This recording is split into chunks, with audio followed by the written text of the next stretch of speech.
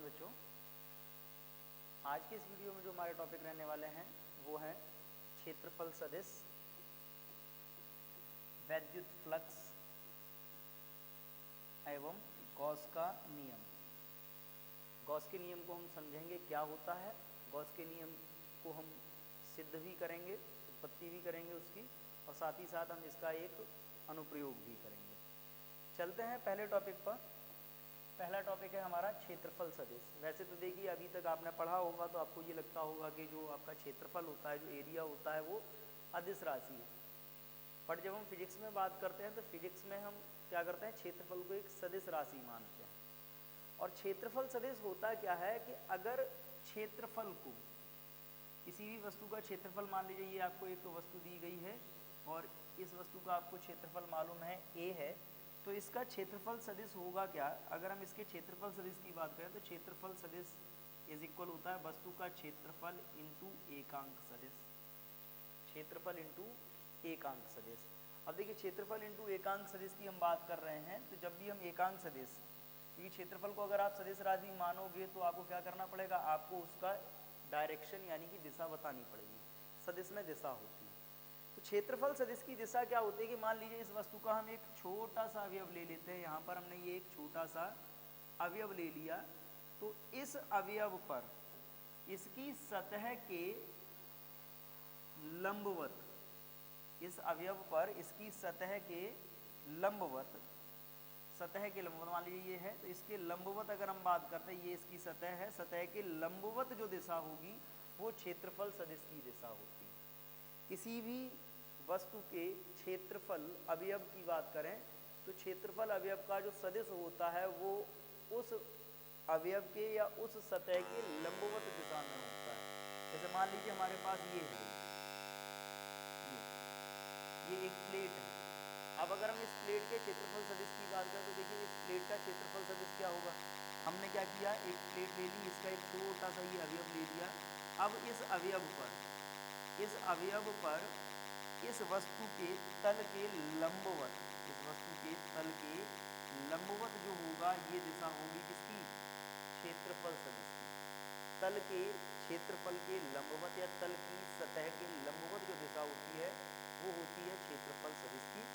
और क्षेत्रफल सदिश का हम आज की वीडियो में काफ़ी कुछ प्रयोग करने वाले हैं, क्योंकि आज हम आगे पढ़ने वाले हैं वैद्युत फ्लक्स, और जो फ्लक्स होता है उसमें क्षेत्रफल सदिश का काफ़ी प्रयोग होगा। समझ लीजिए क्षेत्रफल सदिश में कुछ ज़्यादा नहीं करना है। क्षेत्रफल सदिश इज इक्वल होता है वस्तु का क्षेत्रफल इंटू एकांक सदिश, और ये जो एकांक सदिश है मतलब ये दिशा है। एकांक सदिश का जो मान होता है वो एक होता है, लेकिन इसका प्रयोग हम केवल और केवल किसके लिए करते हैं, दिशा को निरूपित करने के लिए करते हैं। तो इसकी जो दिशा होगी वो दिशा किधर होगी, वो तल के क्षेत्रफल के लंबवत होगी, ये तल की सतह के लंबवत होगी। ये जो दिशा होगी ये होगी क्षेत्रफल सदिश। ठीक है, आई होप समझ में आ गया होगा। चलते हैं आगे के टॉपिक पर।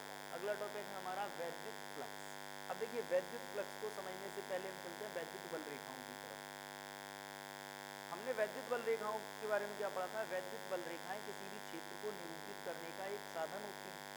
किसी भी स्थान पर क्षेत्र मौजूद है या नहीं है, उपस्थित है या नहीं है, ये हमें वैद्युत बल रेखाओं से मालूम पड़ता है।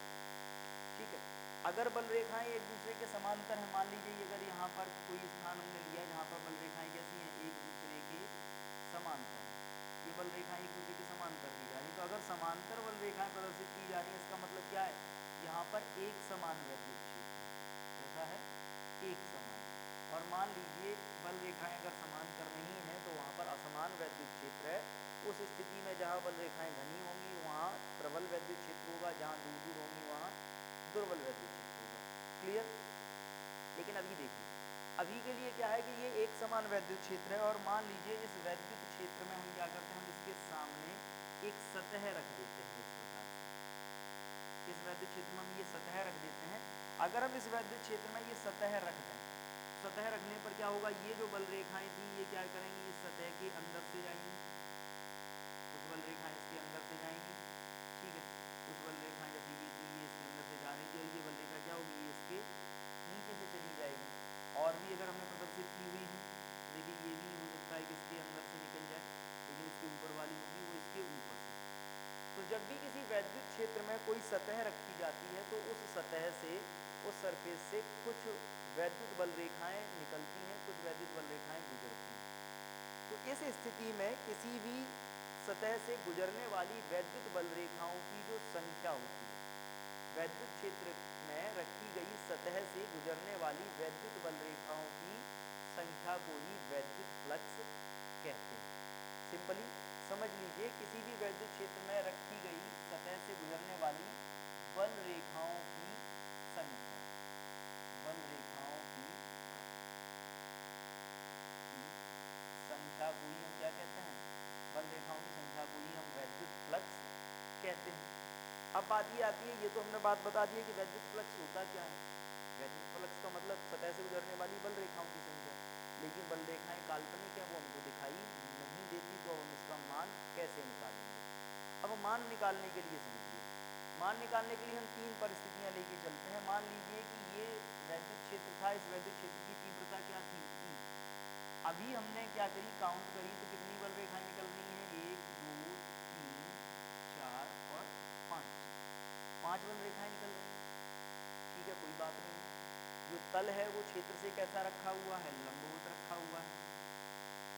हम पहली परिस्थिति क्या करते हैं, हम तल को लंबवत रहने देते हैं, तल जो रखा है, जो सतह रखी है, उसका क्षेत्रफल भी उतना ही रहने देते हैं।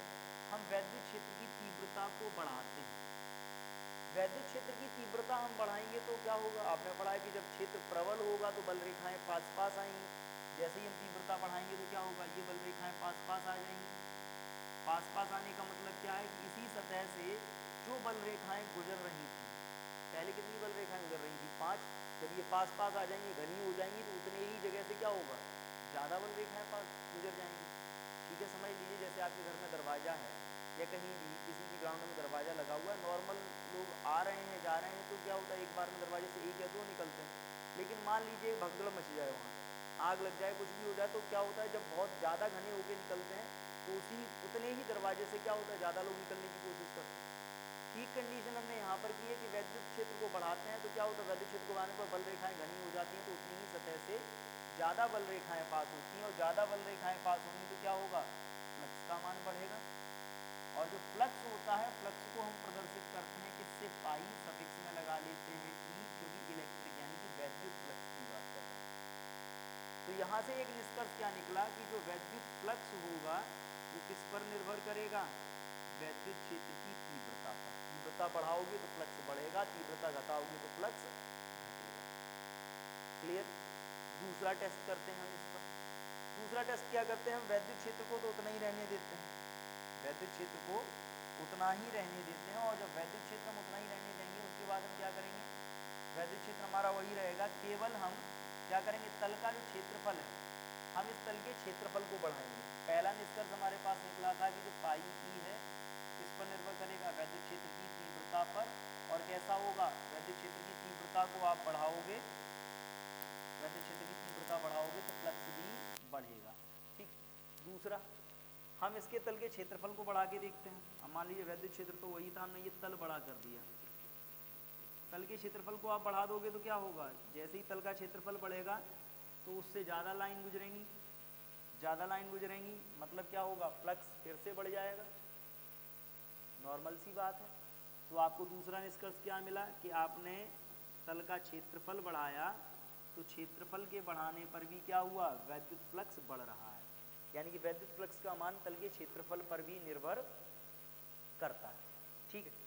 तीसरी देखिए, तीसरे की अगर हम बात करें तो यहाँ पर एक बात समझिए कि जब ये तल वैद्युत क्षेत्र के लंबवत रखा था, कैसा रखा था, लंबवत।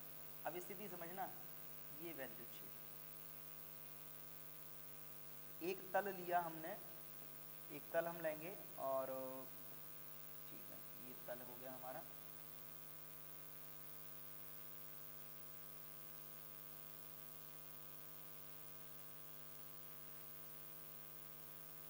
ये तल रखा हुआ है, या इसको हटा लेते हैं, अपने हिसाब से ड्रॉ करते हैं। एक तल हम इसमें रखेंगे, ये मान लीजिए ये एक तल है, ये इस तरीके से रखा हुआ है वैद्युत क्षेत्र में, इस तरीके से। अभी इस स्थिति में देखिए, ये दिशा किसकी है, वैद्युत क्षेत्र की दिशा है ये। अगर हम इस तल का क्षेत्रफल सदिश देखें तो इस तल के क्षेत्रफल सदिश की दिशा क्या होगी, ये होगी इसकी क्षेत्रफल सदिश की दिशा ए। यहाँ पर ई वेक्टर और ए वेक्टर के बीच कितना कोण होगा, थीटा, कितना होगा 0, क्योंकि देखो दोनों कैसे हैं, तल जब लंबवत रखा है तो वैद्युत क्षेत्र और क्षेत्रफल सदिश के बीच का जो कोण होगा वो 0, दोनों समांतर हो गए। हम इसी क्षेत्र को आगे कंटिन्यू करते हैं, हम इसको बना रहने देते हैं, मान लीजिए क्षेत्र यही है, ठीक है। दूसरी परिस्थिति हम क्या लेके आते हैं कि तल का क्षेत्रफल तो इतना ही है, हम इस तल को थोड़ा सा झुका के रख देते हैं। हमने इस तल को कैसा रख दिया, ऐसा करके रख दिया, ठीक। अब ऐसा करके रख दिया, तो ऐसा करके रखने पे देखो ये तो वैद्युत क्षेत्र की दिशा, अब इसका क्षेत्रफल सदिश क्या होगा, ये वैद्युत क्षेत्र की दिशा है और इसका जो क्षेत्रफल सदिश होगा वो कैसा होगा, वो भी समझ लीजिए। जो क्षेत्रफल सदिश होगा वो होगा ये, ठीक, ये वैद्युत क्षेत्र की दिशा, ये इसकी दिशा। अब यहाँ पर देखिए ई वेक्टर और ए वेक्टर के बीच का कोण कितना है, थीटा हो गया हमारा, क्लियर। तो यहाँ पर देखो जब 0 डिग्री था, लंबवत रखा था तल, तो 3 रेखाएं गुजर रही थी, हमने थोड़ा सा झुका दिया, एक रह गई, कम रह गया। हम इसी को और आगे मान लें कि क्षेत्रफल भी वही है, तल भी वही है, केवल हम क्या करते हैं कि हम इसको थोड़ा सा और घुमाते हैं, और अगर हम इसको थोड़ा सा और घुमाएं तो क्या होगा, मान लीजिए ये जो तल आपका दिया जा रहा है, ये तल आपका कुछ इस तरीके से है, ये आपने ये तल ले लिया इस तरीके से, ठीक, ये तल आ गया आपका। अब इस तल के लिए देखिए, तल वो आ गया आपका, तो अब इस स्थिति में क्या होगा, इस स्थिति में अगर आप देखें तो वैद्युत क्षेत्र की दिशा तो ये है, इसका एक अवयव ले लो, इसका क्षेत्रफल सदिश किधर, इधर, और ये वैद्युत क्षेत्र की दिशा है, इनके बीच कोण कितना बन रहा है, 90 अंश। यानी कि जब कोई भी तल, मान लीजिए इस तरीके से कोई तल है हमारे पास, ये तल ऐसा रखा हुआ है, ये एग्जाम्पल के तौर पे देखिए, ये ऐसा रखा हुआ है, कितनी रेखाएं गुजर रही हैं, 3। हमने इसी को ऐसे करके क्या किया, थोड़ा सा घुमा दिया, कितनी रेखाएं गुजर रही हैं, 1, और हम आगे गए, हमने इसको क्या किया, ऐसा बिल्कुल कर दिया, कितनी रेखाएं निकल रही हैं इससे, 1 भी नहीं। तो इस स्थिति में समझिए कि जैसे ही हम तल को घुमाते हैं, तो तल को घुमाने पर भी क्या होता है, उससे गुजरने वाली बल रेखाओं की संख्या परिवर्तित हो जाती है। हुआ क्या कि जब ई वेक्टर और ए वेक्टर के बीच का कोण 0 डिग्री, अगर मन में ख्याल आ रहा है ये तो लंबवत रखा है, फिर 0 कैसे, तो बेटा देखो कोण निकालते हैं ई वेक्टर और ए वेक्टर के बीच का, सतह क्षेत्र के लंबवत है और क्षेत्रफल सदिश सतह के भी लंबवत होता है, तो यानी कि दोनों समांतर हो जाएंगे, कोण 0, यहाँ पर कोण थीटा, यहाँ पर कोण 90।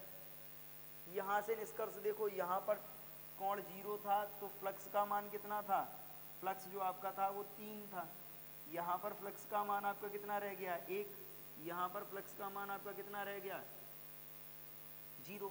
आप नीचे की तरफ और घुमाओगे तो फिर से फ्लक्स बढ़ना शुरू हो जाएगा, क्योंकि कोण बदल जाएगा।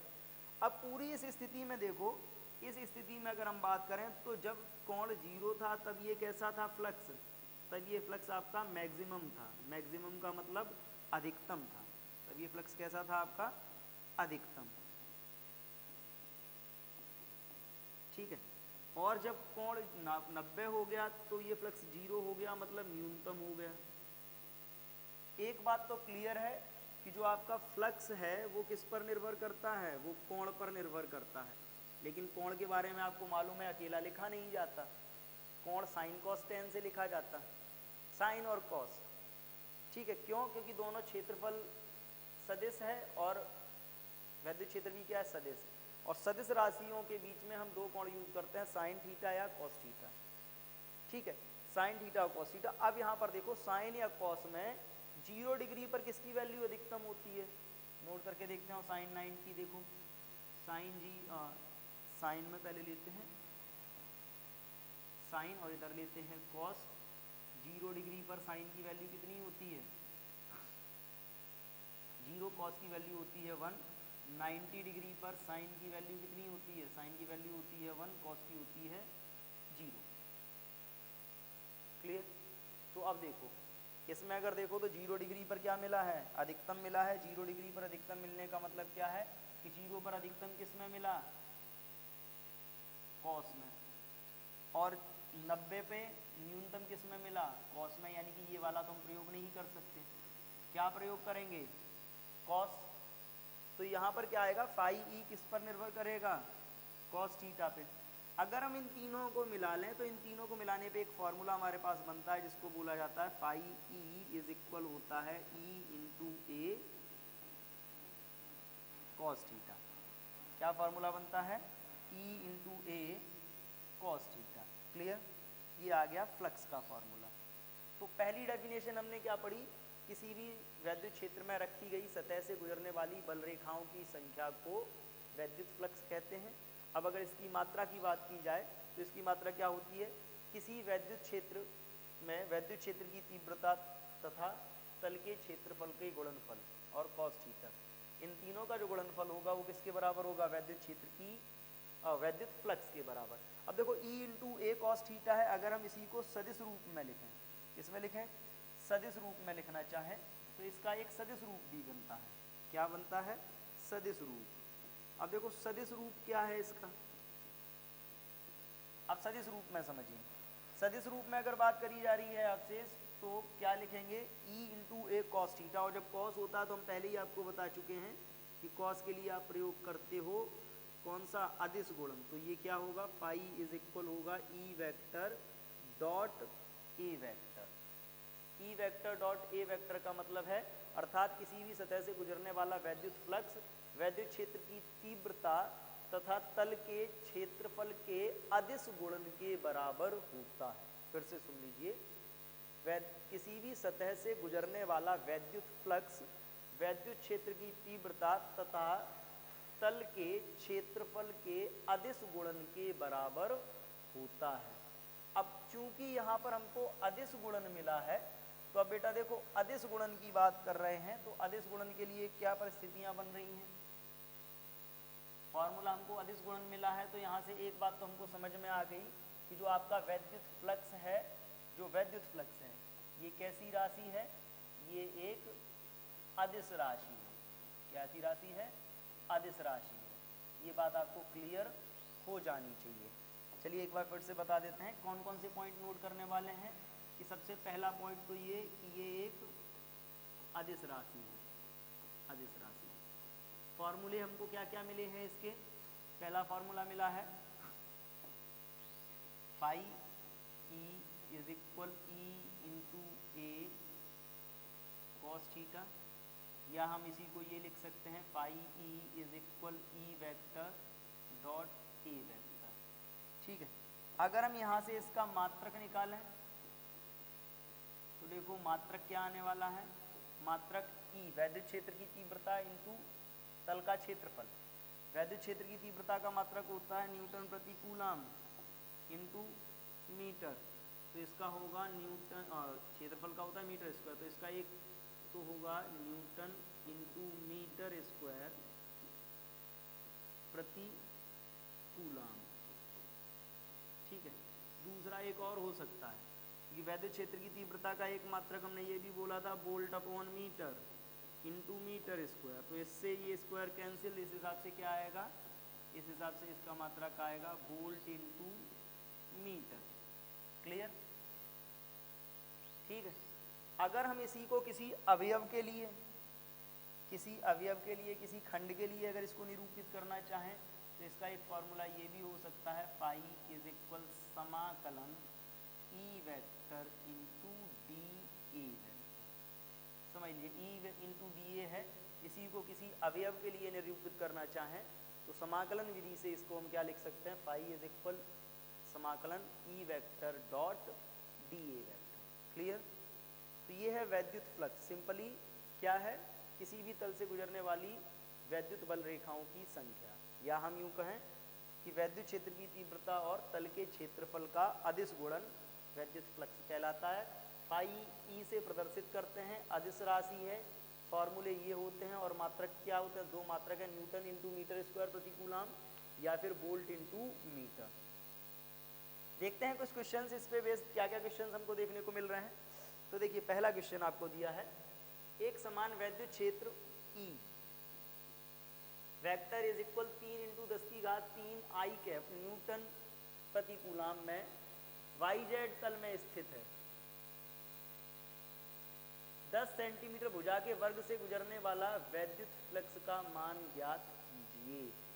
ठीक है, 10 सेंटीमीटर भुजा वाले 10 सेंटीमीटर भुजा वाले वर्ग से गुजरने वाले वैद्युत फ्लक्स का मान ज्ञात कीजिए। एक समान वैद्युत क्षेत्र E vector is equal 3 × 10⁻³ I cap Newton प्रति कूलाम में वाई जेड तल में उपस्थित है स्थित। ठीक है, इस क्वेश्चन में थोड़ा सा मिस्टेक है। नेक्स्ट क्वेश्चन पे चलते हैं। एक समान वैद्युत क्षेत्र E vector 2i cap plus 3j cap minus 4k cap volt प्रति मीटर में एक पृष्ठ के क्षेत्रफल A vector is equal 4 minus 4k cap metre square से गुजरने वाला वैद्युत फ्लक्स की गणना कीजिए। ठीक है, देखिए ये टॉपिक से आया क्वेश्चन। तो देखो सॉल्यूशन करते हैं इसका। क्या आएगा, क्या क्या गिवन है हमको, जो गिवन अमाउंट है हम पहले उनको नोट कर लेते हैं। गिवन अमाउंट क्या है कि हमको क्षेत्रफल दिया है E vector is equal 2i cap plus 3j cap minus 4k cap. A vector कितना दिया है माइनस 4k कैप। क्या निकालना है, फ्लक्स निकालना है। तो बेटा देखो आपने इसका जो फॉर्मूला पढ़ा हुआ है, जब हम इसका सॉल्यूशन करेंगे तो क्या है, ठीक है ये तो गिवन था, ये गिवन अमाउंट है। अब देखिए इसका सॉल्यूशन। फॉर्मूला आपने क्या पढ़ा है, फाई ई इज इक्वल होता है अदिश गुणन किसका, ई वेक्टर का और ए वेक्टर का। ई वेक्टर की value 2i cap minus 3j cap minus 4k cap. A vector की value minus 4k cap. Clear. अब देखिए मल्टीप्लाई, जब अदिश गुणन करते हैं तो अदिश गुणन में आपको मालूम है कि आई का जो आई के साथ जो होता है वो आई वाले के साथ मल्टीप्लाई होता है, जे वाले का जे वाले के साथ, के वाले का के वाले के साथ। अब देखो दूसरे वाले में आई और जे है नहीं, जीरो है, तो आई और जे के तो मल्टीप्लाई होके जीरो हो ही जाएंगे, गुणा होके। बचा क्या, के का बचता है। तो अब देखो के का, इधर भी -4 है के के साथ, इधर भी क्या है -4, इधर भी -4। जब गुणा करेंगे तो ये क्या आएगा -4 इंटू -4, क्योंकि आई और जे वाले जीरो हो गए हैं तो कितना हो गया ये flux, phi E is equal आ गया आपका 16। कुछ दिया है इसका, देखो अब यूनिट वोल्ट प्रति मीटर में दिया है तो इसका यूनिट क्या आएगा, इसका यूनिट आएगा यानी मात्रक आएगा वोल्ट इंटू मीटर। और एक बात देखिए, एक बात याद रखिए कि जब हमने फ्लक्स की बात की तो फ्लक्स क्या है, एक अदिश राशि है। लेकिन जब किसी वस्तु के फ्लक्स की बात की जाए और फ्लक्स किधर हो, बाहर की तरफ हो, किसी सतह से जब बल रेखाएं बाहर निकलती हैं तो फ्लक्स धनात्मक होता है। नोट कर लेते हैं, अगर फ्लक्स बाहर की ओर है, कैसा है, बाहर की ओर, तो फ्लक्स जब बाहर की ओर होगा तो कैसा होगा, उस कंडीशन में धनात्मक होगा। और अगर फ्लक्स किधर है, अंदर की ओर है, फ्लक्स अंदर की ओर है तो वो कैसा होगा, ऋणात्मक होगा। क्लियर। तो यहाँ पर तो हमारा धनात्मक आया है, यानी कि फ्लक्स बाहर की तरफ इस सतह से निकल रहा है। अगले क्वेश्चन पे चलते हैं। अगला क्वेश्चन दिया है वैद्युत स्थैतिक क्षेत्र। अब देखिए वैद्युत स्थैतिक क्षेत्र कितना दिया है, वैद्युत क्षेत्र वही नोट कर लेते हैं। गिवन अमाउंट क्या क्या है इसमें, E vector is equal 2i cap plus 4j cap plus 7k cap. क्षेत्रफल सदिश कितना है, एस वेक्टर करके दिया है, उससे फर्क नहीं पड़ता। देखो एरिया या सरफेस दोनों का मतलब सतह या क्षेत्रफल होता है। सरफेस का मतलब सतह, एरिया का मतलब क्षेत्रफल, बात एक ही है। एस वेक्टर कितना दे रखा है 10j कैप। कितना फ्लक्स निकलेगा, फिर से वहीं पे आ जाते हैं, आते हैं सॉल्यूशन पे। कितना होगा फ्लक्स, क्या फार्मूला बताए थे, पाई is equal E vector dot A vector. E vector कितना 2i cap plus 4j cap plus 7k cap. ठीक है, डॉट इधर कितना है 10j कैप। अब देखो दूसरे वाले में i और k है नहीं, तो केवल जे वाले से मल्टीप्लाई करेंगे जे का, क्योंकि आई वाले का आई के साथ मल्टीप्लाई होता है, जे वाले का जे के साथ और के वाले का के साथ। तो क्या आएगा, ये जे और जे ये आप मल्टीप्लाई करोगे तो ये क्या हो जाएगा 4 × 10, 4 × 10। ये इधर जे के साथ कितना है, इधर जे के साथ 4 है और इधर जे के साथ 10 है।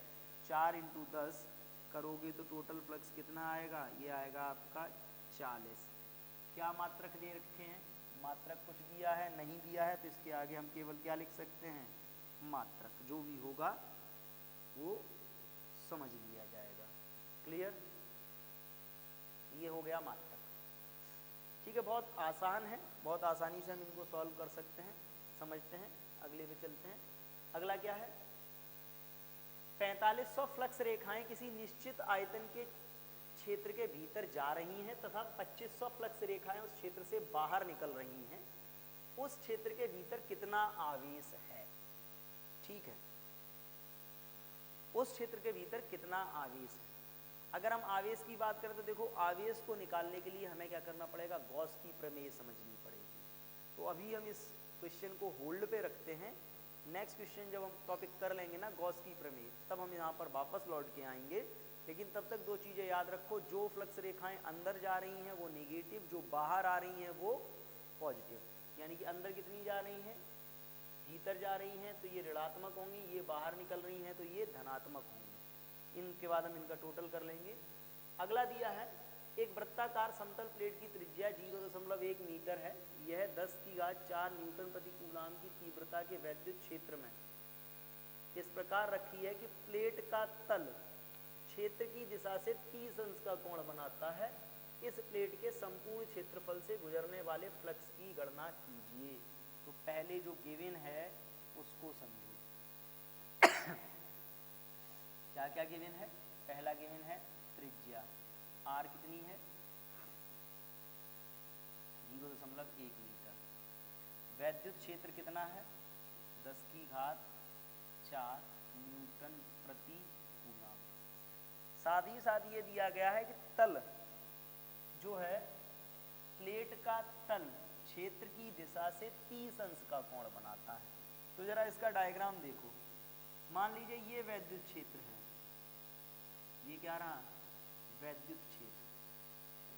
जो तल है जो आपका दिया गया है, क्या ये कैसा रखा है,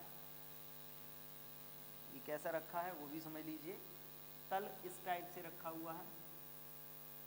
ठीक है, अब अगर बात करी जाए तो यहाँ पर ये जो तल है, ये तल कितना कोण बना रहा है 30 अंश का कोण।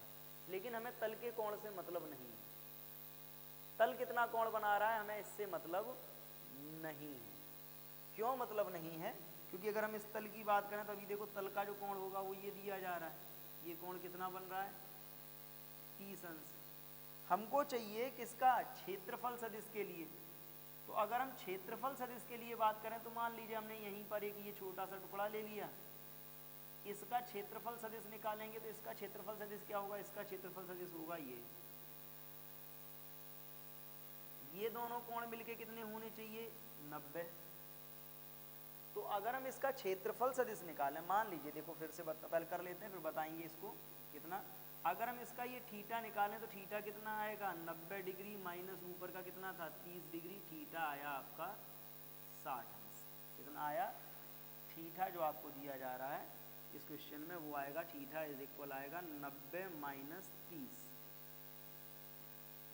बराबर 60 अंश। कैसे, मान लीजिए ये वैद्युत क्षेत्र है, ठीक है, ये वैद्युत क्षेत्र है और ये हमारे पास एक सतह है।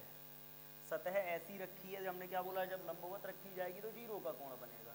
लेकिन हम इसको लंबवत ना रख के हम इसको कैसा रख रहे हैं, ऐसा रख रहे हैं।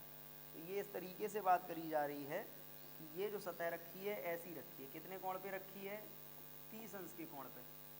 सतह 30 अंश के कोण पे रखी है, बट हमें 30 अंश का कोण सतह का चाहिए ही नहीं। हमको कोण किसका चाहिए, इसके क्षेत्रफल सदिश का। क्षेत्रफल सदिश तो इस सतह के कैसा होगा, लंबवत। हमको चाहिए ये कोण, तो ये कितना आएगा, ये 60 आएगा। तो ठीक वैसा ही हमने इस क्वेश्चन में किया है कि हमको क्षेत्रफल सदिश के बीच का कोण चाहिए था, तो कोण कितना आया 60 अंश। 60 अंश कोण आ गया। अब हम करते हैं इसका सॉल्यूशन। कितना आएगा सॉल्यूशन वो भी देखिए, ठीक है। सॉल्यूशन करेंगे कितना आएगा, हमको फ्लक्स निकालना है, फ्लक्स का फॉर्मूला होता है E into A cos theta, ठीक है। E का मान हमको मालूम है, A निकालना है, तो पहले हम क्या निकालेंगे, क्षेत्रफल। सबसे पहले क्षेत्रफल हमको निकालना पड़ेगा। कैसा दिया है, वृत्ताकार समतल प्लेट है, क्षेत्रफल क्या होता है वृत्त का, पाई आर स्क्वायर, ठीक है। पाई मतलब 3.14 इंटू आर स्क्वायर मतलब 0.1 का होल स्क्वायर, तो ये होगा 3.14 इंटू 0.01, इसको हम ये भी लिख सकते हैं 3.14 इंटू 10 की घात -2, क्या लिख सकते हैं 10 की घात -2 मीटर स्क्वायर। रखो जरा मान रखेंगे यहाँ पे, तो ये E का मान कितना है 10 की घात 4, 3.14 इंटू कितना है 10 की घात -2 इंटू कॉस कितना निकल के आया है 60, तो थीटा की जगह हम यहाँ पर कॉस 60 लिख सकते हैं। कॉस 60 का मान 1/2, कैंसिल कर लो, 1/2 कॉस 60 का मान रखोगे, कैंसिल होके क्या आएगा, इसमें आप कैंसिल करोगे तो 5e, 3.14 में 2 का भाग दोगे तो 2 एकम 2, एक हासिल लगा, 2 पंचे 10 और 1 4 14, 2 सत्ते 14, 2.57 इंटू 10 की घात 4 और ये -2 जब कैंसिल होगा 10 की घात 2, क्या होता है ये इसका मात्रक होता है न्यूटन इंटू मीटर स्क्वायर प्रति कूलाम। क्लियर, आ गया। तो देख लो बड़ी आसानी से हम इसको सॉल्व कर पा रहे हैं, जो डिटेल हमको दी गई हमने वो नोट कर ली। त्रिज्या दी गई थी, त्रिज्या से हमने क्या निकाल लिया, क्षेत्रफल निकाल लिया। बात केवल कोण की थी, कभी कभी गलती जो होती है ज़्यादातर स्टूडेंट से यही होती है, क्या गलती हो जाती है कि हम इसी को थीटा मान के प्रयोग कर लेते हैं। लेकिन देखो एक बात याद रखिए, क्षेत्रफल सदिश का कोण दिया जाए तो ही प्रयोग करना है, और अगर तल का मतलब सतह का कोण दे दिया जाए तो सतह के कोण को हमको क्या करना पड़ेगा, 90 में से घटाना पड़ेगा, तब हम उसको प्रयोग कर पाएंगे। तो हमने वही किया, 90 में से घटा लिया और हमने इसको प्रयोग कर लिया। क्लियर, तो ये हो गया हमारा क्वेश्चन। चलते हैं अगले क्वेश्चन पे। अगला क्वेश्चन क्या दिया है, एक समरूप वैद्युत क्षेत्र E वेक्टर 5 इंटू 10 की घात 3 आई कैप न्यूटन प्रति कूलाम में एक 10 सेंटीमीटर भुजा वाला वर्गाकार समतल पृष्ठ YZ तल के समांतर स्थित है, पृष्ठ से कितना वैद्युत फ्लक्स गुजरेगा। ठीक, जो डिटेल मालूम है हमको पहले वो नोट कर लेते हैं।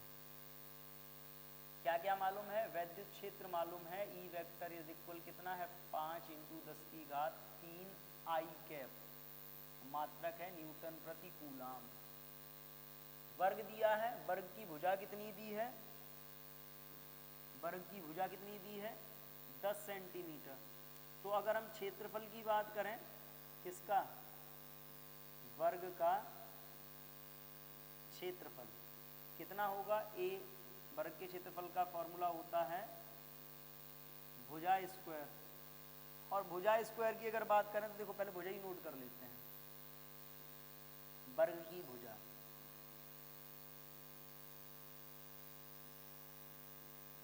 कितनी दी है 10 सेंटीमीटर मतलब 0.1 मीटर, मीटर में बदल लिया। ठीक, पहली स्थिति समझो, पहली स्थिति ये बोली जा रही है कि ये मान लो ये x, ये y और ये z। वैद्युत क्षेत्र कैसा है 5 इंटू 10 की घात 3 आई कैप, आई कैप का मतलब क्या होता है x अक्ष के समांतर, आई कैप दिया जाए तो x अक्ष के समांतर, j कैप दिया जाए तो y अक्ष के समांतर, k कैप दिया जाए तो z, x y and z। ठीक है, ये x ये y और ये z। तो अब देखो वैद्युत क्षेत्र जो हमको मिला है, वैद्युत क्षेत्र हमको मिला है कुछ ऐसा, ये ठीक है, इस तरीके से वैद्युत क्षेत्र x अक्ष के समांतर है। तल जो हमको दिया जा रहा है वो तल कैसा दिया है, तल जो रखा है वो YZ अक्ष के समांतर है, समझ लो तल कैसा दिया है YZ तल के समांतर, Y ये Z ये, तल जो हमको मिलेगा वो ऐसा मिलेगा। ठीक है, तल जो मिल रहा है वो ऐसा मिल रहा है। अब देखो तल ऐसा रखा है YZ के समांतर, ये ऐसा रखा है। तो इस स्थिति में अगर हम क्षेत्रफल सदिश निकालें तो कितना आएगा? इस स्थिति में जो आपका कोण आएगा वो आएगा 0 डिग्री। क्यों आएगा 0 डिग्री? समझ लीजिए, अगर आप यहाँ पर कोण निकालते हो, देखो ये वैद्युत क्षेत्र की दिशा है, और यहीं पर अगर आप क्षेत्रफल सदिश इसका निकालते हो तो ये आएगा, दोनों समांतर हो गए, कोण कितना हो जाएगा? 0। अब इस स्थिति में देख लीजिए, इस स्थिति में अगर हम फ्लक्स निकालें, सॉल्व करना हम स्टार्ट करते हैं। फ्लक्स का फॉर्मूला क्या होता है? Phi is equal E into A into cos theta. तो सबसे पहले तो आपको क्या निकालना पड़ेगा? क्षेत्रफल निकालना पड़ेगा। ई है आपके पास, थीटा है, क्षेत्रफल नहीं है। तो पहले हम क्षेत्रफल निकालते हैं। क्या निकालते हैं? तल का क्षेत्रफल। तल का क्षेत्रफल। अब देखो, तल के क्षेत्रफल का फॉर्मूला क्या होता है? क्योंकि वर्ग है तो इसका फॉर्मूला होता है भुजा स्क्वायर। भुजा स्क्वायर का मतलब 0.1 का होल स्क्वायर। भुजा इतनी थी, मतलब 0.01, यानी कि इसको हम चाहें तो हम क्या लिख सकते हैं? 10 की घात -2 मीटर स्क्वायर। अब इसके बाद हम क्या निकालते हैं? फ्लक्स। क्या निकालेंगे? फ्लक्स। तो देखो, फ्लक्स का फॉर्मूला फाई इज इक्वल क्या होगा? ई इंटू ए कॉस, कितना आया है? 0 डिग्री। पहले वाले में 0 डिग्री आया। कॉस 0 अगर हम प्रयोग कर लें तो कॉस 0 प्रयोग करने पर क्या होगा? ई कितना? 5 इंटू 10 की घात 3, ए कितना? 10 की घात -2, और कॉस 0 का मान 1। तो इस स्थिति में जो आपका फ्लक्स आएगा वो आएगा 5 इंटू 10 की घात 1, मतलब आपका जो फ्लक्स आ रहा है वो आ रहा है आपका कितना? 50 न्यूटन इंटू मीटर स्क्वायर प्रति कूलाम। कितना आया? 50। समझ लो, क्षेत्रफल हमने यहाँ से निकाल लिया, फ्लक्स का फॉर्मूला लगाया। फ्लक्स का फॉर्मूला लगाने पर क्या हुआ? हमारा सॉल्व हो गया, 50 आ गया। लेकिन इसमें आगे दिया है, यदि पृष्ठ का तल x अक्ष की दिशा से 30 अंश का कोण बनाता है। पृष्ठ का तल किससे? x अक्ष से। x अक्ष का मतलब है वैद्युत क्षेत्र। क्या है x अक्ष पर? वैद्युत क्षेत्र। कितने का कोण बनाता है? 30 अंश का। जब ये 30 अंश का कोण बनाएगा तो क्या होगा वो देख लेते हैं। देखिए, अगर ये 30 अंश का कोण बनाएगा तो हम इसको क्या कर सकते हैं? यदि पृष्ठ का तल x अक्ष से 30 डिग्री का कोण बनाता है,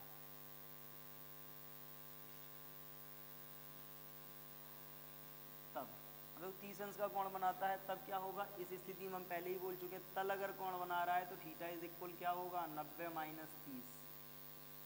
कितना आएगा? 60 डिग्री। तब फ्लक्स निकालना है हमको। कितना फ्लक्स आएगा? पाई is equal E into A cos 60। ई कितना? 5 इंटू 10 की घात 3 था। ए कितना था? 10 की घात -2। कॉस 60 की वैल्यू 1/2। करो जरा, कितना आएगा फाइनल आंसर? फाइनल जो आंसर आएगा वो आएगा हमारा पाई ई इज इक्वल 2.5 इंटू 10 की घात 1, क्योंकि 5 में क्या करेंगे? 2 से डिवाइड कर लेंगे। 5 में 2 से डिवाइड करेंगे तो ये कितना आएगा? 2.5 इंटू 10 की घात 1, और 2.5 इंटू 10 की घात 1 को अगर आप लिखना चाहो तो आप इसको लिख सकते हो पाई ई इज इक्वल कितना होगा? 25 न्यूटन इंटू मीटर स्क्वायर प्रति कूलाम। क्या लिख सकते हो? 25 न्यूटन इंटू मीटर स्क्वायर प्रति कूलाम। तो ये तो आ गया हमारा क्या? वैद्युत फ्लक्स। ठीक, वैद्युत फ्लक्स के हमने कुछ क्वेश्चंस भी कर लिए। अब चलते हैं आगे। आगे देखते हैं क्या टॉपिक है हमारा। अगला टॉपिक है हमारा गॉस की प्रमेय या गॉस का नियम। अब अब देखो गॉस की प्रमेय या गॉस का नियम है क्या। हमने फ्लक्स की बात की तो हमको फ्लक्स के बारे में एक बात मालूम पड़ी कि जो फ्लक्स होता है वो कोण पर भी निर्भर करता है, ई वेक्टर और ए वेक्टर के बीच के, और जो फ्लक्स होता है वो क्षेत्रफल पर भी निर्भर करता है। ये तो सतह के लिए था, लेकिन अगर हम ये मान लें कि बंद पृष्ठ है, बंद पृष्ठ के अंदर आवेश रखा हुआ है, अगर फ्लक्स की बात करें किसके लिए, बंद पृष्ठ से गुजरने वाले फ्लक्स की, जब आवेश कहाँ हो, पृष्ठ के अंदर रखा हो, तो किन किन कारकों पर निर्भर करेगा। मान लीजिए आपके पास एक आवेश है, ये रखा हुआ है, आपने ये एक आवेश ले लिया, ये आवेश है आपका Q, कितना है Q, ठीक है। ये आवेश क्या करेगा, अपने चारों तरफ बल रेखाएं उत्पन्न करेगा, और बल रेखाओं की अगर बात करें तो मान लीजिए धनावेश आपने माना, एक बल रेखा, ऐसी बल रेखाएं जो होंगी वो इस तरीके से इसके चारों तरफ उत्पन्न हो रही होंगी। ऐसा तो नहीं है कि केवल एक ही दिशा में निकलेंगी, चारों दिशाओं में निकलेंगी एक समान रूप से। अब इस आवेश को हम क्या करते हैं, हम इस आवेश को एक बंद पृष्ठ के अंदर रखते हैं। मान लीजिए हमने इसको क्या किया, एक गोले के अंदर रख दिया, तो कितना फ्लक्स है अभी, 1 2 3 4 5 6 7 8। हम इस गोले को बड़ा करते हैं, हमने इस गोले को बड़ा कर लिया, ठीक है। अब इसी गोले को हम क्या करते हैं, थोड़ा सा बड़ा करते हैं। अभी कितना फ्लक्स है, अभी भी फ्लक्स 8 है। तो एक चीज तो क्लियर हो गई कि अगर आवेश बंद पृष्ठ के अंदर रखा है तो उससे गुजरने, बंद पृष्ठ से गुजरने वाला जो फ्लक्स होगा वो पृष्ठ के आकार पर निर्भर नहीं करेगा। आकार का मतलब है साइज पर निर्भर नहीं करेगा। छोटा हो गोला चाहे बड़ा हो, फ्लक्स उतना ही रहेगा, क्योंकि आवेश उतना ही। क्यों उतना ही रहेगा कि बल रेखाएं किस पर निर्भर करती हैं, कोई भी आवेश कितनी बल रेखाएं उत्पन्न करेगा ये उस आवेश की मात्रा पर निर्भर करता है। आवेश का मान अगर कम होगा तो कम बल रेखाएं उत्पन्न करेगा, आवेश का मान अगर ज्यादा होगा तो वो ज्यादा बल रेखाएं उत्पन्न करेगा। तो आवेश तो उतना ही रहा, आवेश तो बदला नहीं गया। और जब आवेश नहीं बदला गया तो उस स्थिति में क्या है, जब आवेश नहीं बदला जाएगा तो बल रेखाओं का मान भी नहीं बदलेगा, बल रेखाओं की संख्या भी नहीं बदलेगी, तो फ्लक्स भी नहीं बदलेगा। पहली स्थिति तो ये हो गई। अब मान लो साइज को छोड़ दो, आकार को छोड़ दो, हम आकृति यानी कि शेप की बात करें, आकृति। तो इसी को हम क्या करते हैं, हम इसी को क्या करते हैं, एक बेलनाकार, एक बेलन से कवर कर लेते हैं। किससे कवर कर लेते हैं, बेलन से। अब देखो इस बेलन से गुजरने वाला फ्लक्स बताइए, वही बल रेखाएं निकल रही हैं, 1 2 3 4 5 6 7 8। चलिए हम इसको एक वर्ग से कवर कर लेते हैं, धन से कवर कर लेंगे, वर्गाकार होती है उसकी सतह, अभी भी 8। तो यहाँ से एक चीज तो क्लियर हो गई, किसी भी बंद पृष्ठ से गुजरने वाला जो वैद्युत फ्लक्स है उसके वो आकृति और आकार पर निर्भर नहीं करता। क्यों नहीं करता कि अगर बंद पृष्ठ है तो अंदर से आने वाली बल रेखाएं हर कंडीशन में समान है, और बल रेखाएं किस पर निर्भर करती हैं, आवेश की मात्रा पर। तो हम ये कह सकते हैं कि जब भी किसी बंद पृष्ठ के लिए बात की जाएगी तो जो फ्लक्स होगा वो उसकी आकृति या आकार यानी कि शेप और साइज पर निर्भर नहीं करेगा, ठीक है। लेकिन अगर इसी फ्लक्स की बात की जाए तो वो सतह के अंदर रखे आवेश पर निर्भर करेगा। अगर अंदर के आवेश का हम मान बदल देंगे तो गुजरने वाले फ्लक्स का मान बदल जाएगा, क्योंकि वैद्युत बल रेखाओं की संख्या बदल जाएगी, ठीक है। तो बंद पृष्ठ से गुजरने वाला जो फ्लक्स होता है वो आकृति और आकार पर तो निर्भर करता ही नहीं है, वो केवल और केवल किस पर निर्भर करता है, वो निर्भर करता है आवेश पर जो सतह के अंदर रखा है। और यही परिकल्पना की गॉस ने, और इसी परिकल्पना के आधार पर गॉस ने अपना खुद का एक नियम प्रस्तुत किया, जिसको गॉस का नियम या गॉस की प्रमेय कहते हैं। क्या था गॉस का नियम, कि गॉस के नियम के अनुसार किसी भी बंद पृष्ठ से गुजरने वाला वैद्युत फ्लक्स उस पृष्ठ की आकृति या आकार पर निर्भर नहीं करता, ठीक। आगे, बंद पृष्ठ से गुजरने वाला वैद्युत फ्लक्स किसका, बंद पृष्ठ का, ठीक है। हम यहाँ पर लिख लेते हैं किसके लिए हम ये बात कर रहे हैं, ये हम सारी की सारी बात कर रहे हैं बंद पृष्ठ के लिए, बंद पृष्ठ के लिए। तो बंद पृष्ठ के लिए जो आवेश होगा, बंद पृष्ठ से गुजरने वाला जो वैद्युत फ्लक्स होगा वो उसकी आकृति या आकार पर निर्भर नहीं करेगा, परंतु बंद पृष्ठ से गुजरने वाला वैद्युत फ्लक्स पृष्ठ के अंदर उपस्थित आवेश का, पृष्ठ के अंदर उपस्थित आवेश का Q, ठीक है, Q इन लिखा है, इनका मतलब अंदर, पृष्ठ के अंदर उपस्थित आवेश का 1/ε0 गुना होता है, 1/ε0 गुना होता है। किसी भी बंद पृष्ठ से गुजरने वाला वैद्युत फ्लक्स उस पृष्ठ के अंदर उपस्थित आवेश का 1/ε0 गुना होता है। या हम यूं कहें कि बंद पृष्ठ से गुजरने वाला वैद्युत फ्लक्स, अब देखिए वैद्युत फ्लक्स का एक फॉर्मूला आपने ये भी पढ़ रखा है, क्या पढ़ा था थोड़ी देर पहले, समाकलन, देखो फाई ई किसके इक्वल था, समाकलन E vector into D A vector, और इसी का मान अगर आप इसका गुणा कर लोगे तो ये क्या आएगा, क्यू इन अपॉन ε0। यानी किसी भी बंद पृष्ठ से गुजरने वाला वैद्युत फ्लक्स पृष्ठ के अंदर उपस्थित आवेश तथा निर्वात की वैद्युतशीलता के अनुपात के बराबर होता है। ε0 क्या है, निर्वात की वैद्युतशीलता, और इन दोनों के अनुपात के बराबर होगा। क्लियर, समझ में आया। अब देखिए हम इसी को सिद्ध करते हैं, सिद्ध करेंगे बाकायदा, हम प्रूव करके दिखाएंगे कि ये फॉर्मूला कैसे आया, क्यों आया इतना, अब वो भी समझ लीजिए। तो टॉपिक हमारा इससे बनता है गॉस की प्रमेय की उत्पत्ति, गॉस के नियम की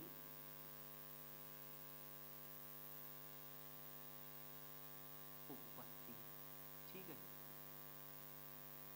गॉस का नियम बोल सकते हैं, गॉस की प्रमेय बोल सकते हैं। अब इसके लिए देखिए, इसके लिए क्या करते हैं, माना हमारे पास एक आवेश है, एक बिंदु आवेश है Q, ठीक है, ये बिंदु आवेश चारों तरफ से एक बंद सतह, इस बिंदु आवेश के चारों तरफ एक गोलाकार बंद पृष्ठ माना गया है, और इस पृष्ठ की जो त्रिज्या है वो कितनी है, r, और ये जो आवेश है वो उस पृष्ठ के केंद्र पर माना गया है।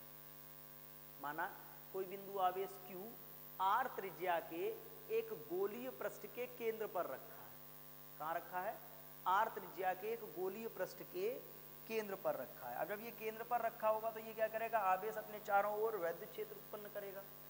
इस अवस्था में सतह के किसी भी बिंदु पर, सतह के किसी भी बिंदु पर आवेश द्वारा उत्पन्न वैद्युत क्षेत्र कितना होगा, आप देखो आवेश का जो वैद्युत क्षेत्र होगा वो बाहर की तरफ, क्योंकि ये धनावेश माना है, किधर होगा, बाहर की तरफ होगा।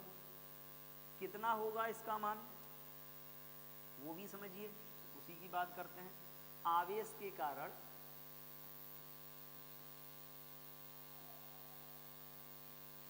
सतह पर वैद्युत क्षेत्र, वैद्युत क्षेत्र कितना होगा सतह पर, अगर हम इसके वैद्युत क्षेत्र की बात करें तो देखो आपने फॉर्मूला पढ़ा है, E इज इक्वल होता है 1/4 पाई ε0 इंटू Q/r², ठीक है। तब सतह से गुजरने वाले हम फ्लक्स की बात करें,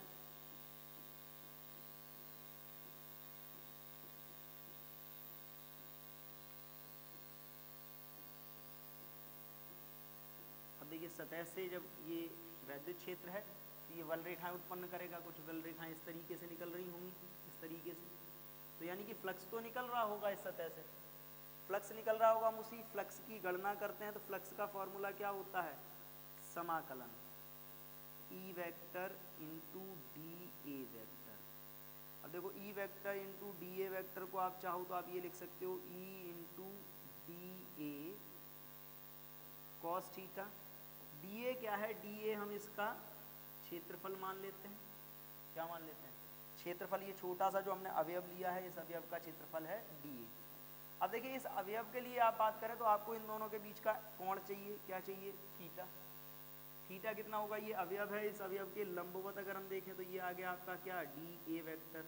अब देखो ई वेक्टर और डी ए वेक्टर दोनों कैसे हैं, समांतर, और जब दो रेखाएं समांतर होती हैं तो उनके बीच का जो कोण होता है वो कोण कितना होता है, कोण होता है उनके बीच का 0। तो कितना आ गया फ्लक्स, फ्लक्स आया हमारा समाकलन E into D A cos 0। E बाहर ले लीजिए समाकलन के, तो क्या फॉर्मूला बनेगा, phi is equal E into समाकलन डी ए। कॉस 0 का मान 1, तो 1 का आप गुणा करो या ना करो उससे कोई फर्क पड़ने वाला नहीं है। तो फाई E का मान 1/4 पाई एप्सिलॉन नॉट इंटू समाकलन डी ए। समाकलन डी ए का मतलब समझ लीजिए, समाकलन डी ए किस चीज को रिप्रेजेंट करता है, इसको बोलते हैं पृष्ठ का संपूर्ण क्षेत्रफल, पृष्ठ का संपूर्ण क्षेत्रफल। अब देखिए पृष्ठ कैसा है, गोलीय है, और गोलीय पृष्ठ का जो संपूर्ण क्षेत्रफल होता है वो कितना होता है, गोले का जो क्षेत्रफल होता है वो होता है आपका 4।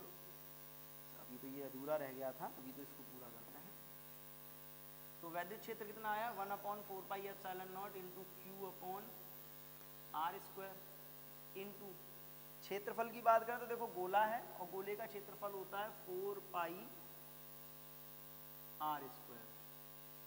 4 पाई से 4 पाई कैंसिल होगा, आर स्क्वायर से आर स्क्वायर कैंसिल होगा, इस स्थिति में बचेगा क्या आपके पास, पाई इज इक्वल 1/एप्सिलॉन नॉट इंटू क्यू।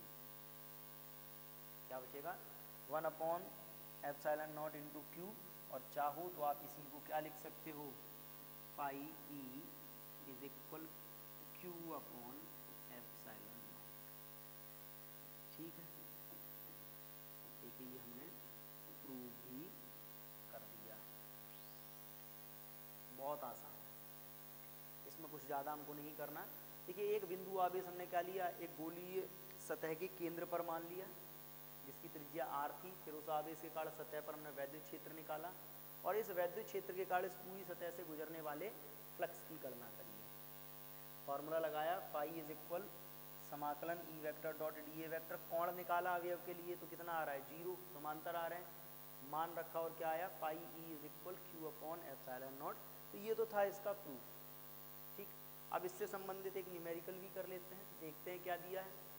अब देखिए 17.7 माइक्रो कूलाम का एक बिंदु आवेश 0.03 मीटर भुजा के घन के केंद्र पर स्थित है, घन के प्रत्येक पृष्ठ से गुजरने वाले वैद्युत फ्लक्स की गणना कीजिए।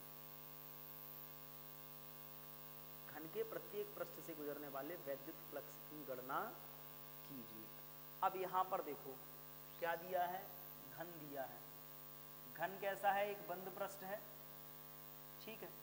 बंद पृष्ठ होने का मतलब है कि उसका जो फ्लक्स होगा वो उसके साइज और शेप पर डिपेंड करेगा ही नहीं, आकृति या आकार पर तो डिपेंड नहीं करेगा, निर्भर नहीं करेगा। तो यहाँ पर कुछ चीज़ें जो भुजा, इसका हमें कोई यूज नहीं है, ठीक है। तो अब यहाँ पर कंडीशन क्या है कि घन दिया गया है, एक इस तरीके से आपको घन दिया जा रहा है, घन को बना लेते हैं।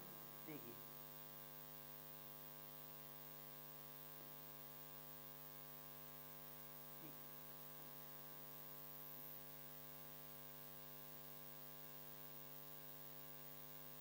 इसके केंद्र पर यहाँ कहीं आवेश रखा हुआ है और आवेश का मान कितना है, आवेश आपको दिया गया है 17.7 माइक्रो कूलाम।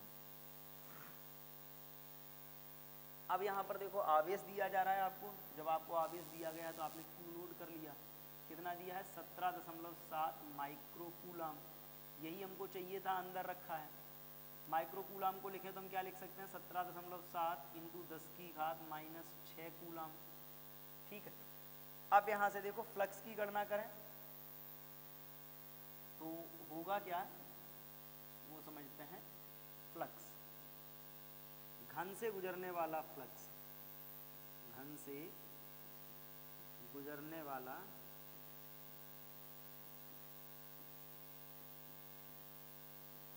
फ्लक्स, और ये कैसा निकालना है, ये संपूर्ण पूरे घन का निकलेगा। कितना होगा flux, pi E is equal Q in upon epsilon naught.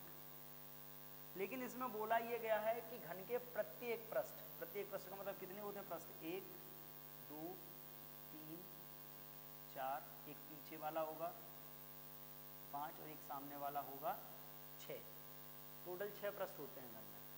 तो अगर हम प्रत्येक पृष्ठ से निकालें तो प्रत्येक पृष्ठ के लिए कितना आएगा, तो देखो प्रत्येक पृष्ठ के लिए बेटा जो ये आने वाला है वो आएगा आपका पाई 1 निकाल लें तो ये 1/6 into Q in upon epsilon not 1/6 हो जाएगा। टोटल का 1/6, टोटल का 1/6 है, मान रखिए तो कितना आएगा, पाई 1 इज इक्वल 1/6 इंटू इसका मान है 17.7 इंटू 10 की घात -6 अपॉन एप्सिलॉन नॉट का मान हम शुरुआत में बता चुके हैं कितना होता है 8.85 इंटू 10 की घात -12। 8.85 से 17.7 को काटोगे 2 और 2 से काटोगे तो ये कितना आएगा 3, तो ये अभी लिख लेते हैं पाई 1 इज इक्वल आएगा 2/6 इंटू 10 की घात -12 ऊपर जाएगा प्लस का हो जाएगा 10 की घात +12 और -6 10 की घात 6, 10 की घात 6 यानी कि इसको अगर आप करते हो तो ये आएगा आपका 0.333 इंटू 10 की घात 6। ठीक, इसको अगर आप चाहो तो आप इसको ये भी लिख सकते हो पाई 1 इज इक्वल 3.33 इंटू 10 की घात 5 न्यूटन इंटू मीटर स्क्वायर प्रति ग्राम। क्लियर, पूरे पृष्ठ का जो आएगा, एक पृष्ठ का एक सतह का निकालना, पूरे घन का तो ये आ गया, एक सतह का निकालना है तो 1/6 हो जाएगा क्योंकि घन में 6 पृष्ठ होते हैं, 6 सतह होती हैं। ठीक, अब देखिए एक क्वेश्चन हमने पीछे छोड़ रखा था, हमने कहा था हम गॉस की प्रमेय पढ़ लेंगे तब हम उसको सॉल्व करेंगे। चलिए उसी पे आते हैं, गॉस की प्रमेय से पहले हमने कौन सा क्वेश्चन छोड़ रखा था, ये ओके, देखिए ये था, क्या था, 4500 फ्लक्स रेखाएं किसी निश्चित आयतन के क्षेत्र के भीतर जा रही हैं तथा 2500 फ्लक्स की रेखाएं उस क्षेत्र से बाहर निकल रही हैं, उस क्षेत्र के भीतर कितना आवेश है। ठीक, तो कुल फ्लक्स की अगर हम बात करें तो देखो पृष्ठ से गुजरने वाला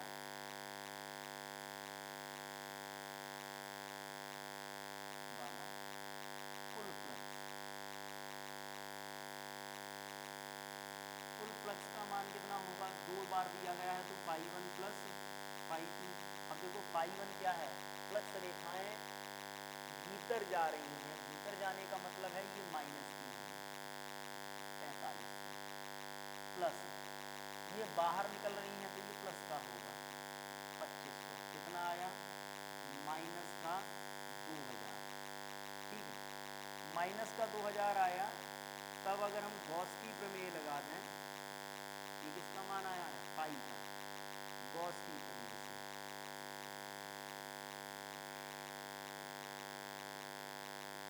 गॉस की प्रमेय से हमको क्या मालूम पड़ा था कि जो आपका पाई होगा वो क्यू अपॉन एप्सिलॉन नॉट के बराबर होगा, पाई का मान 2000 इंटू क्यू पता करना है, एप्सिलॉन नॉट 8.85 इंटू 10 की घात -12, इसको जरा गुणा करो, क्यू बराबर क्या होगा 2000 इंटू 8.85 इंटू 10 की घात -12, ये भाग से इधर गुणा। ठीक है, 2000 में से 3 जीरो हटा के इसकी 3 पावर कम कर लो पहले, ये कितना हो जाएगा, इंटू बचेगा 10 की घात -9, 2000 का मतलब 2 इंटू 10 की घात 3 लिख सकते हैं इसको, 10 की घात 3 और 10 की घात -12 करोगे तो 10 की घात -9 बच जाएगा। अब ये बचा 2 और ये बचा 8.85, इनको गुणा करोगे तो ये आएगा 17.7 कूलाम। ठीक है, तो 17.7 इंटू 10 की घात -9 कूलाम, या इसको हम क्या लिख सकते हैं, अथवा हम इसको लिख सकते हैं Q बराबर 17.7 10 की घात -9, 10 की घात -9 का मतलब है ये क्या होगा, नैनो